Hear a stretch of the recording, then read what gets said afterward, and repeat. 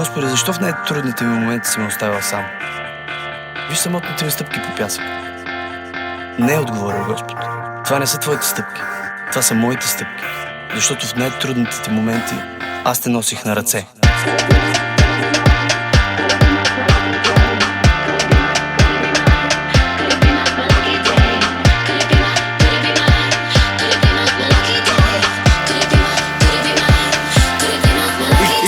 Играя се с ритъма като спумпъл и един момент не съм пропуснал. Ставам, пия си кафето сутрин и забравям за всякакви мутри. Днес е моя ден, не мисля за утре. Слънцето ме гледа, пускам го вътре.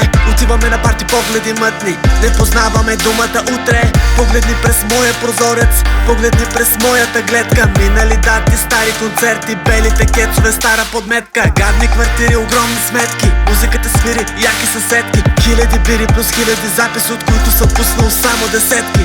Не мога да отида докъдето мога да загубя и когато върна се. Гледам хора, заради които съм загубил, но и на тях върна се. Приятно ми е тези редове, правиме го както искаме. А филма е толкова дълъг, колкото искам аз.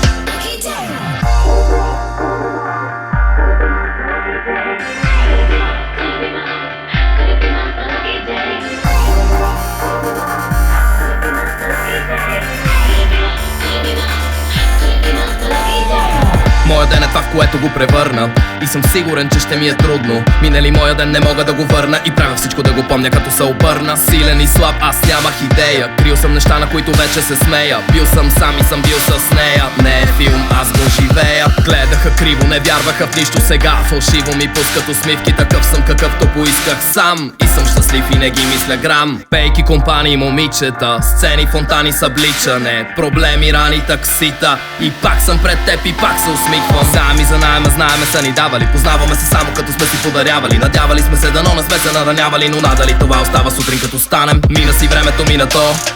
Мина мене, мина време и какво? Знам само едно. Вярваш или не, живота ти е колело.